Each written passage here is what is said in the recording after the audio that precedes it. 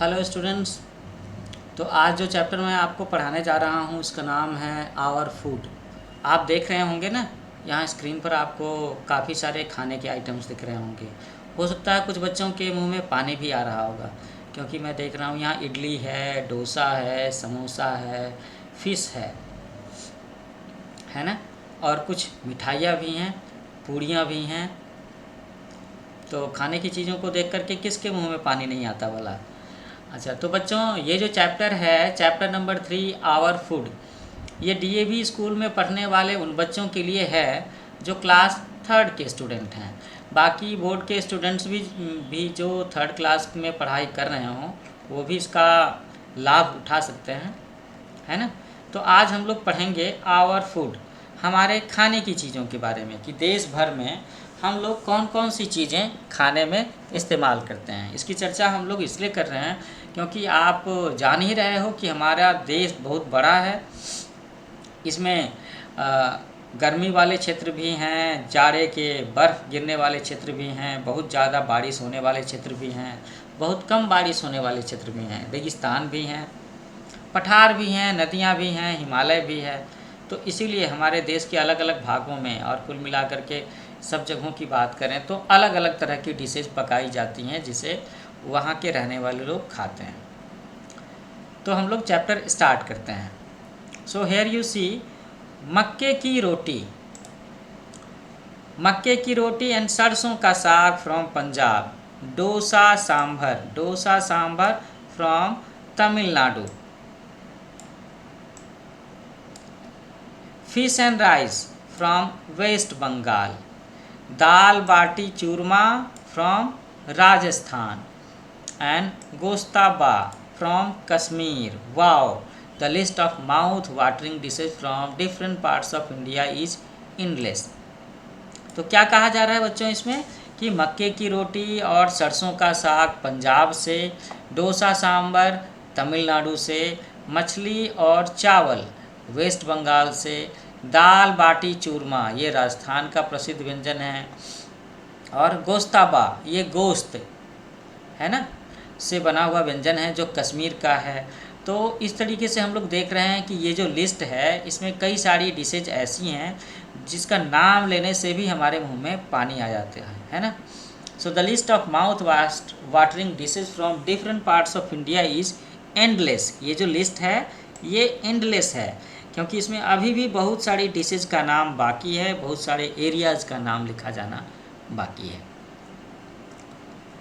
और mouth watering dishes का मतलब समझ रहे हो ना, ऐसी डिशेज जिससे मुंह में पानी आ जाए, बिल्कुल जिसे खाने की इतनी तगड़ी इच्छा हो कि आपके मुंह से पानी आ जाए। तो भारत चूँकि विविधताओं का देश है, कहते हैं ना यूनिटी इन डाइवर्सिटी, ऐसा कहते हैं। तो इसीलिए भारत में तरह तरह के खाने का रिवाज भी है, अलग अलग क्षेत्रों में अलग अलग लोगों के द्वारा। There is a great variety of food items available in different parts of India. Each area has its own speciality and a visit to that place is incomplete without tasting it. तो क्या कहते हैं कि भारत के अलग अलग क्षेत्रों में खाने की बहुत सारी वेराइटीज़ हैं। Each area has its own speciality, और हर एरिया की अपनी विशेषताएं हैं। और अगर आप वहाँ घूमने जाते हो तो वहाँ का घूमना व्यर्थ हो जाएगा, पूरा नहीं मानेंगे, इनकम्प्लीट मानेंगे अगर आप वहाँ की स्पेशल कुजीन, वहाँ के खाने के मुख्य आइटम्स को टेस्ट नहीं करते। Can anyone visit Kolkata and not eat rasgulla and mishti doi, और go to Nagpur and not taste son papdi. तो क्या ऐसा हो सकता है कि कोई कोलकाता जाए और वहाँ का रसगुल्ला ना खाए, वहाँ की मिष्टी दही का आनंद ना उठाए, या फिर कोई नागपुर जाए और वहाँ पे सोन पापड़ी एक मिठाई का नाम है, उसका आनंद ना उठाए? ऐसा हो सकता है क्या? नहीं हो सकता, क्योंकि ये खाने की जो चीज़ें हैं ये उस क्षेत्र की, उस मिट्टी की पहचान है। So there are some dishes that are cooked only on special occasions.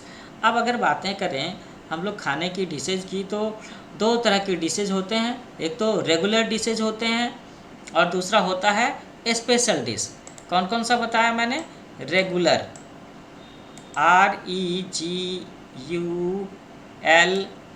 REGULAR, regular dish, और दूसरा हो जाएगा स्पेशल डिश, है ना। तो रेगुलर डिश तो वो हो गया जो वहाँ रोज़ खाने के लिए इस्तेमाल करते हैं, और स्पेशल डिशेज में भी दो तरह के होंगे, एक जो किसी खास पर्व त्यौहार के दिन पकाया जाता है, और दूसरा या घर में किसी की शादी हो, किसी का बर्थडे हो, इस तरह का कोई फैमिली सेलिब्रेशन हो तब पकाया जाता है, तो हम उसे स्पेशल डिश कहेंगे। So there are some dishes that are cooked only on special occasions like festivals, marriages or birth of a child. Modak is made during the festival of Ganesh Chaturthi. Modak, modak का नाम सुना है आपने?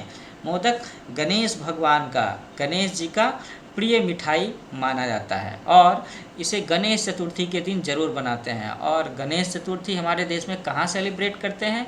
मुंबई में, महाराष्ट्र में।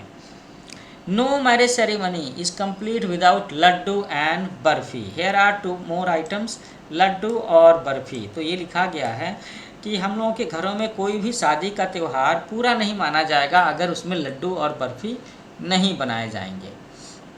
In North India, the mother of a newborn baby is fed पंजीरी। उत्तरी भारत में जब किसी नए बच्चे का जन्म होता है तो उसकी माँ को पंजीरी खिलाते हैं। और पंजीरी कैसे बनता है? It is made up of wheat और ग्रीन ग्राम फ्लोर। ये चने के आटे का या फिर गेहूं के आटे का बनाया जाता है। इसमें बहुत सारे ड्राई फ्रूट्स भी मिलाए जाते हैं। तो इस ड्राई फ्रूट्स के ज़रिए, इस पंजीरी के ज़रिए उस महिला को उसके शरीर को ताकत मिलती है। जबकि हम लोग जानते हैं ना कि जब महिलाएं बच्चों को जन्म देती हैं तो उस केस में उसके शरीर से काफ़ी शक्ति, ऊर्जा का ह्रास होता है। तो उसकी इसी कमजोरी को दूरी करने के लिए यहाँ पर चर्चा किया गया है पंजीरी के बारे में, जो पंजीरी उसे खिलाया जाता है। जो किस चीज़ से बना होता है पंजीरी? ये आपके ऑब्जेक्टिव क्वेश्चन में भी हो सकता है कि न्यू बोर्न बेबी की माँ को कौन सा चीज़ खिलाया जाता है।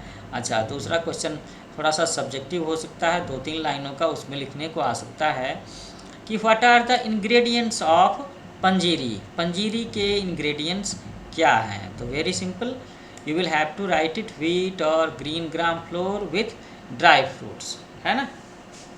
ऐसे लिखेंगे इसका जवाब।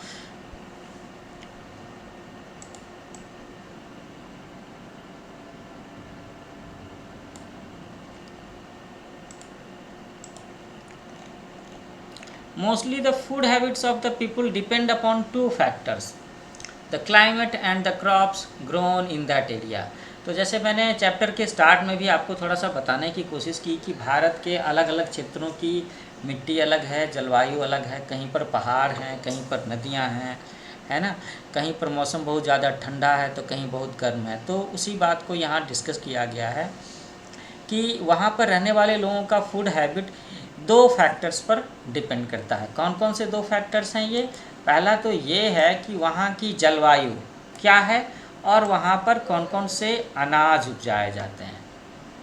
इन चीज़ों पर भी डिपेंड करता है कि वहाँ के लोग क्या क्या चीज़ें खाते होंगे, उनके खाने की चीज़ों में क्या क्या चीज़ें शामिल होंगी। So the people living in the desert, a dry area of Rajasthan and Gujarat find it difficult to get fresh vegetables in the heat and hence use a great variety of dals, achars and besan। अब यहाँ बताया जा रहा है कि जो लोग राजस्थान या गुजरात में रहते हैं, जो कि राजस्थान और गुजरात कैसी जगह है? ये थोड़ी सूखी जगहों में गिना जाता है, ड्राई एरिया। और राजस्थान में तो बहुत बड़ा डेजर्ट भी है, ये भी आपको मालूम होगा ना।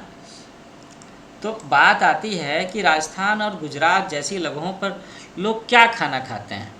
उनके लिए हर रोज़ ताज़ी सब्जी का अरेंजमेंट करना बहुत ही मुश्किल काम होगा और वहाँ बहुत ज़्यादा गर्मी होती है। इसीलिए they use a great variety of dals. उनके खानों में दाल की मात्रा ज़्यादा होती है। वो क्या क्या इस्तेमाल करते हैं? वो दाल इस्तेमाल करते हैं, अचार इस्तेमाल करते हैं, बेसन इस्तेमाल करते हैं।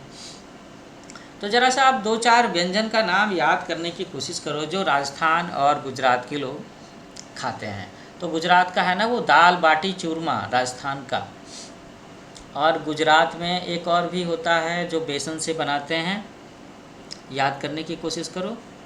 अगर नहीं याद आता है तो इस लेक्चर के डिस्क्रिप्शन बॉक्स में मैं आपको राजस्थान और गुजरात और कुछ और भी स्टेट्स के जो वहाँ के रोज़मर्रा में खाए जाने वाले ख़ास तौर के भोज्य पदार्थ हैं, फूड आइटम्स हैं, रेसिपीज़ हैं, उनकी एक टेबल मैं ज़रूर डाल दूँगा।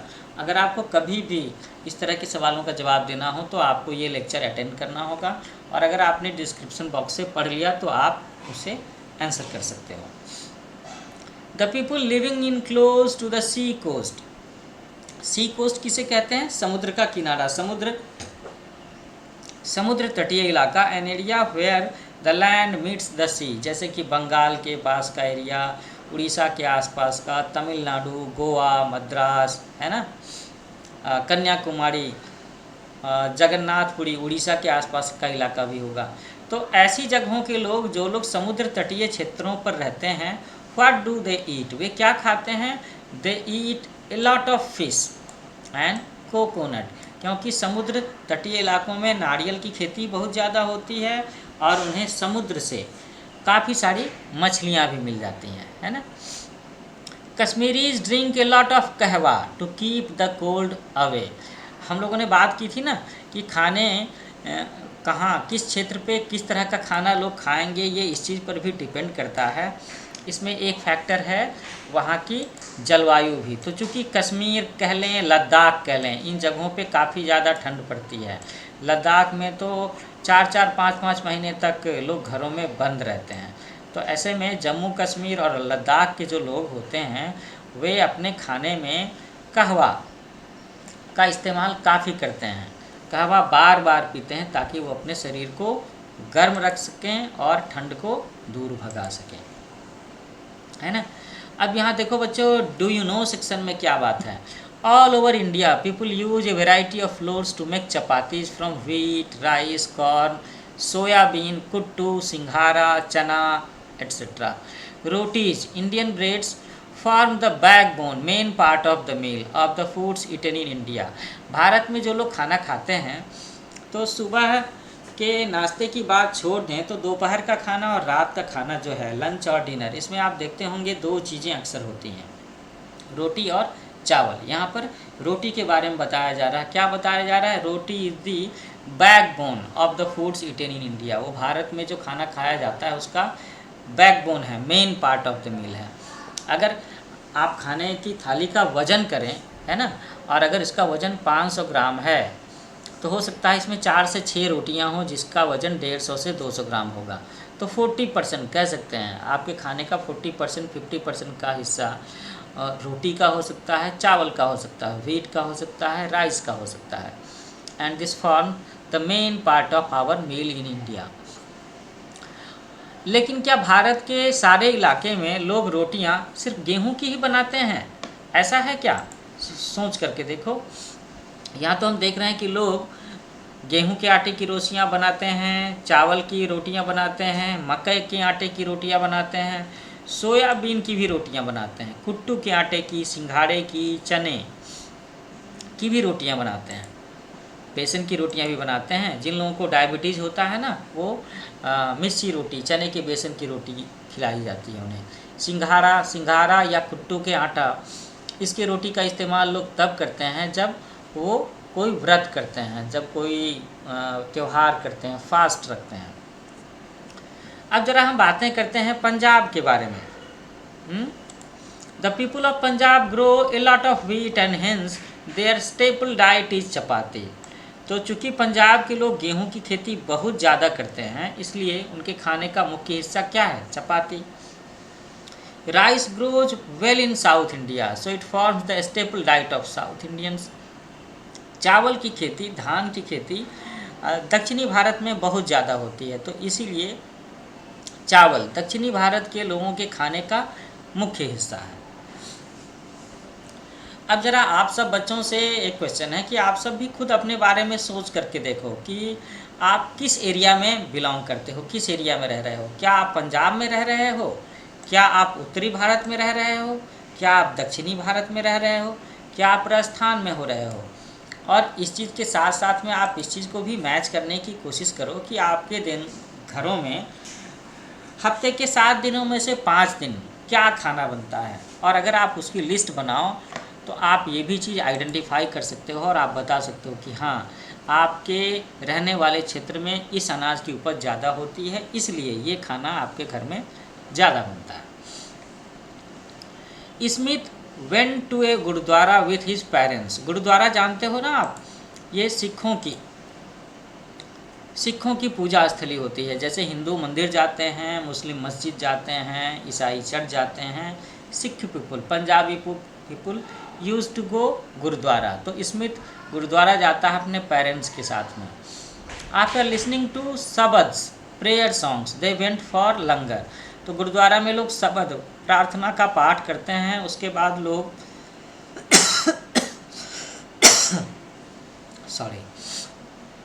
एक पंक्ति में बैठ करके खाना खाते हैं, जिसे लंगर कहते हैं। ये भी आपके ऑब्जेक्टिव क्वेश्चंस में आ सकता है कि लंगर किसे कहते हैं, है ना। They were served hot and tasty dal, salad and chapatis on pattal, plate made of dried leaves. तो लंगर में खाना कैसे खिलाते हैं? सब लोगों को नीचे ज़मीन पर बिठा करके खिलाते हैं और वहाँ पर गर्मा गर्म दाल परोसी जाती है, सलाद दिया जाता है, चपाती दिया जाता है, और ये उनको सूखे पत्ते की प्लेट पर खिलाया जाता है, जिसे पत्तल कहते हैं। Smith enjoyed sitting with hundreds of peoples in rows and having langar. और स्मिथ ने इस चीज़ को काफ़ी इंजॉय किया। क्या इंजॉय किया? कि सैकड़ों लोगों के साथ में बैठ करके खाना। और कौन सा? इस खाने का, इस भोज का नाम दिया जाता है langar. Nowadays the food habits and taste of peoples are changing. अब ये देखने की बात है कि आजकल के समय में लोगों का स्वाद और लोगों के खाने की आदतें जो हैं वो बदल रही हैं। ए पंजाबी फैमिली में enjoy dosas and A south Indian family में लव ईटिंग स्टफ्ड पराठा। आजकल के समय में एक पंजाबी परिवार डोसा का आनंद उठा सकता है और एक साउथ इंडियन परिवार भरवे पराठे का आनंद उठा सकता है। कैसे? People are moving from one state to another for living, business and education. अक्सर लोगों को घर से बाहर, होम स्टेट से बाहर जाना होता है। किस काम के लिए? वो सर्विस करने के लिए जाते हैं, बिजनेस के लिए जाते हैं, हायर एजुकेशन के लिए जाते हैं।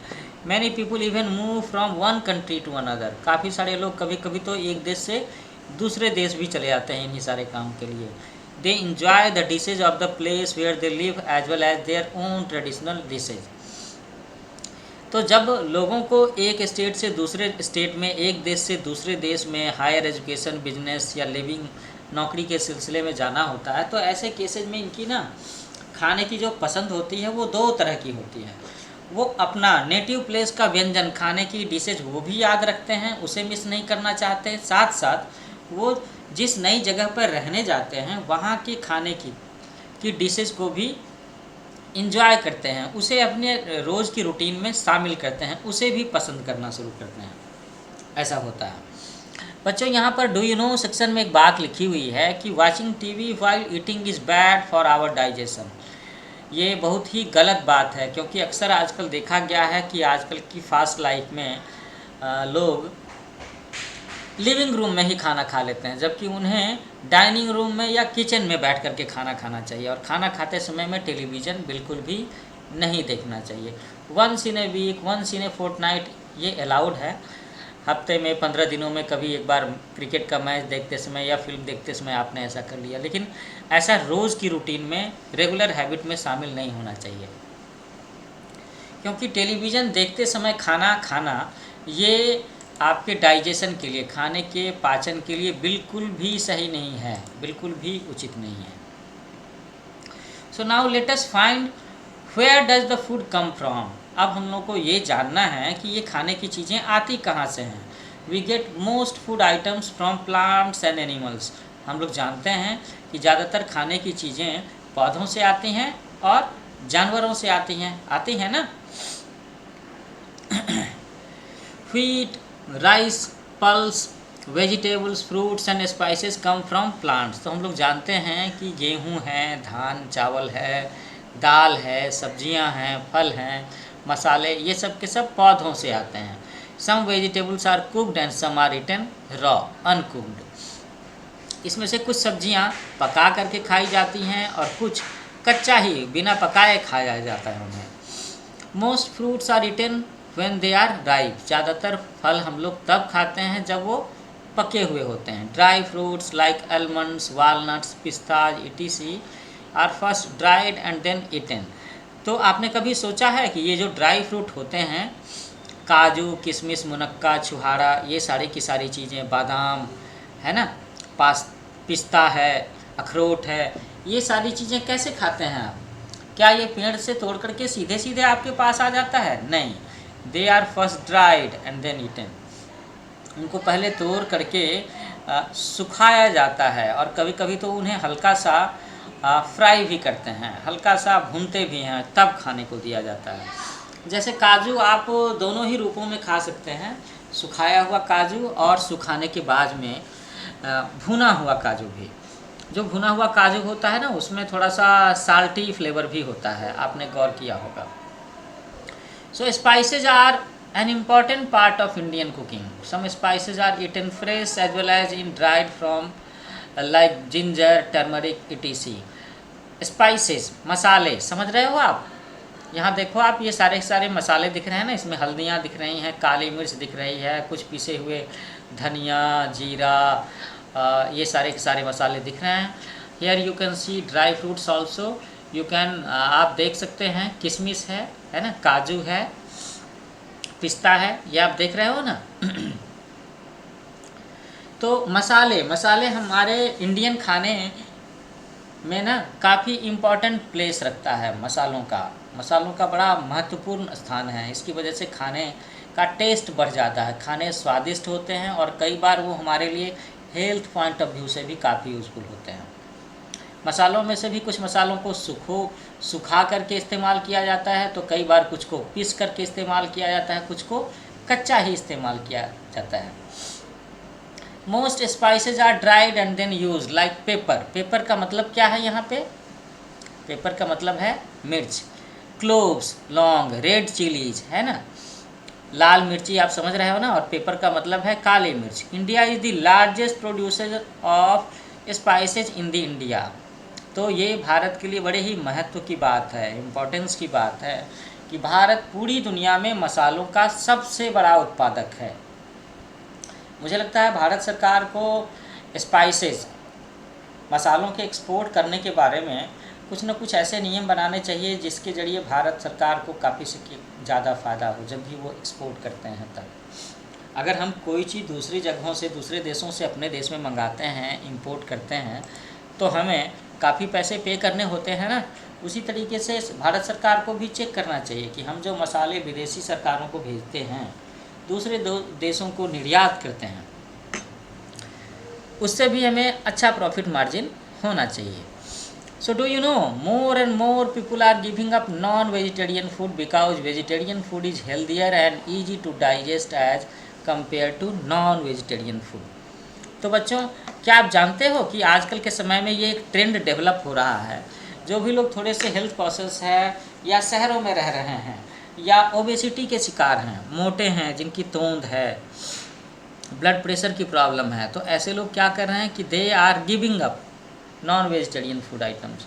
वो नॉन वेज खाना को, मांसाहार को धीरे धीरे छोड़ रहे हैं, क्योंकि ये बातें सबको समझ में आ रही हैं और पता चल गया है कि जो वेजिटेरियन फूड है वो हमारे स्वास्थ्य के लिए ज़्यादा हेल्दियर है ना, नॉन वेजिटेरियन फूड के कंपैरिजन में। एक और पॉइंट यहाँ पे है, do you know, in some parts of the world cockroaches, snakes, snails and even ant eggs are eaten. क्या आप जानते हो, क्या आपने अभी देखा है, सुना है? कभी आप शायद डिस्कवरी में देखे हो या चाइना के बारे में देखा हो, सुना हो क्या कि वहाँ के लोग कॉकरोच खाते हैं, सांप खाते हैं, घोंघे खाते हैं, और तो और वो ये जो चींटियाँ होती हैं उनके अंडों को भी खा जाते हैं। We get milk, eggs, mutton, chicken and fish from animals. Different recipes are followed in different states of India for preparing non-vegetarian dishes. So here you can see some of non vegetarian dishes. जिन बच्चों को non vegetarian dish पसंद है, हो सकता है ये फिर से अपने मुंह में पानी आता हुआ महसूस कर रहे होंगे, क्योंकि these are also mouth watering dishes. जैसे आप देख रहे हो ना, मुझे लगता है यहाँ पर फ्राइड चिकन है, और यहाँ पर भी चिकन या लैम्ब दिख रहा है मुझे, ये मटन भी हो सकता है।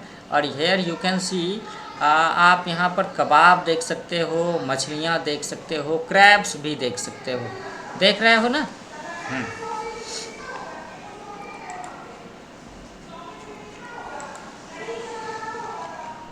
Do not waste food. Raju went to a birthday party. He picked up a plate and filled it up. अब यहाँ हम लोग बातें कर रहे हैं कि खाने की चीज़ों को बर्बाद नहीं करना चाहिए।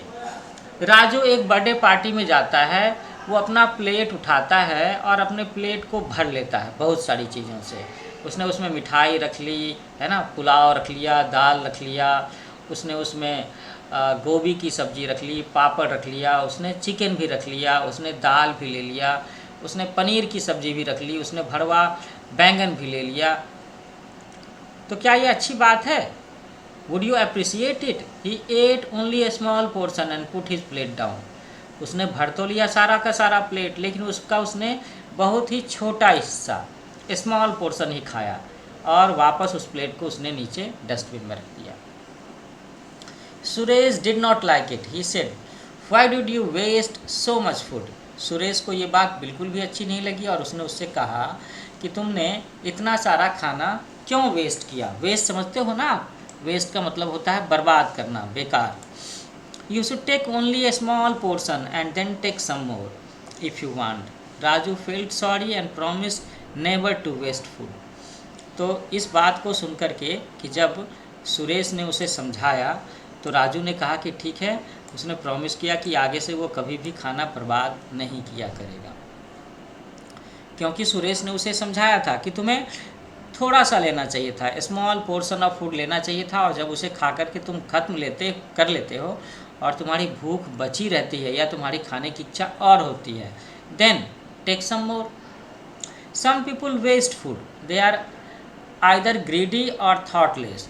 तो कुछ लोग भोजन इसी तरीके से बर्बाद करते हैं, वे या तो लालची होते हैं या इस बारे में बिल्कुल ही लापरवाह होते हैं, गैर जिम्मेवार होते हैं, सोचते ही नहीं। Many children do not finish their tiffin that they bring to school. और बहुत सारे बच्चे जो स्कूल में टिफ़िन लेकर के आते हैं, वो अपना टिफ़िन पूरा का पूरा नहीं फिनिश करते, नहीं खाते। They should not waste food. और जो खाना बचा रह जाएगा टिफ़िन में, that will be waste. There are many people in our country who are very poor and cannot buy food. Moreover, nature gives us food to eat, not to waste. हमारे देश में काफ़ी सारे लोग हैं जो बहुत ही गरीब हैं, बहुत गरीब हैं। They are very poor, और वे खाने की चीज़ें नहीं खरीद सकते, खाने की चीज़ें नहीं उगा सकते। और इस प्रकृति से जो खाने की चीज़ें हम सबको मिली हैं, वो खाने के लिए मिली हैं ना, वो बर्बाद करने के लिए तो नहीं मिली हैं। तो हमें उतना ही खाना इस्तेमाल करना चाहिए जितना हम खा सकते हैं। ये नहीं कि सिर्फ हमने अपनी प्लेट सजाने के लिए या अपने टिफ़िन को भर करके रखने के लिए या लोगों को दिखाने के लिए अपनी प्लेट में इतना सारा सामान रख लें। We must become responsible and never waste food, water और electricity. We must eat a balanced diet. यहाँ पर एक टर्म है balance diet, to remain healthy and happy, है ना। तो बैलेंस डाइट क्या होता है बच्चों, याद करने की कोशिश करो। बिल्कुल, मैं सारे बच्चों से जानना चाहूँगा, और मैं चाहूँगा कि आप में से कुछ बच्चे इस लेक्चर के कमेंट्स में इस चीज़ को लिखें भी कि आपके हिसाब से what is the meaning of balance diet. Balance diet का मतलब होता है संतुलित भोजन। संतुलित भोजन का मतलब है कि आपकी खाने की प्लेट में वो सारी चीज़ें होनी चाहिए जिससे आपके शरीर को सारे के सारे न्यूट्रिएंट्स आपके शरीर की ज़रूरत के हिसाब से मिल जाएं। इसका मतलब है कि आपके शरीर को कार्बोहाइड्रेट भी चाहिए, फैट भी चाहिए, मिनरल भी चाहिए, फाइबर भी चाहिए, प्रोटीन भी चाहिए, विटामिन भी चाहिए। और ऐसा नहीं करना चाहिए आपको कि आपने अपने खाने की प्लेट में सिर्फ़ और सिर्फ प्रोटीन वाला आइटम रख लिया, सिर्फ़ और सिर्फ कार्बोहाइड्रेट, सिर्फ़ और सिर्फ दूध पी करके ही आपने काम चला लिया। क्योंकि अगर आप सिर्फ एक ही न्यूट्रिएंट्स से भरा हुआ खाना खाओगे तो आपके शरीर को बाकी सारे न्यूट्रिएंट्स की कमी हो जाएगी।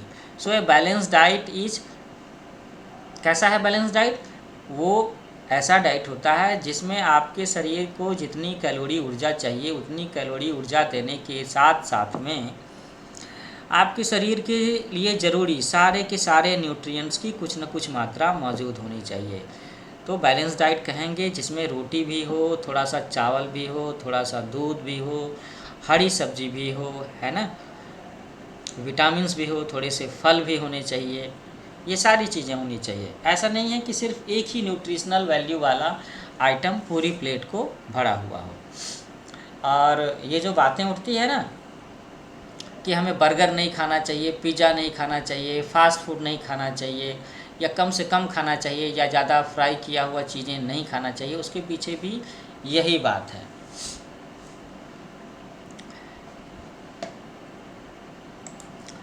तो यहाँ हम लोग देख रहे हैं कि there are 5 principles of food, खाने के 5 प्रिंसिपल के बारे में बताया गया है। तो ये सिद्धांत कौन कौन से हैं खाने के बारे में जिनका हमें पालन करना चाहिए, जिनका हमें ध्यान रखना चाहिए। Buy only what you need, वही चीज़ खरीदो जिसकी तुम्हें ज़रूरत है। कुक इट विथ लव, खाने की चीज़ों को प्यार से पकाना चाहिए। सर्व इट ब्यूटीफुली, और जब आप खाने की प्लेट किसी दूसरे को, किसी गेस्ट को, अपने फ्रेंड को सर्व कर रहे हो तो उसे कोशिश करना चाहिए कि उसका प्रेजेंटेशन, उसका लुक अच्छा से अच्छा हो, खाने की चीज़ दिखने में भी साफ़ सुथरी और अच्छी लगनी चाहिए। ईट ए बैलेंस डाइट, तो बैलेंस डाइट के बारे में अभी अभी हम लोगों ने बातें की, तो आपको ये कोशिश करनी चाहिए कि आपका खाना जो हो वो बैलेंस डाइट हो।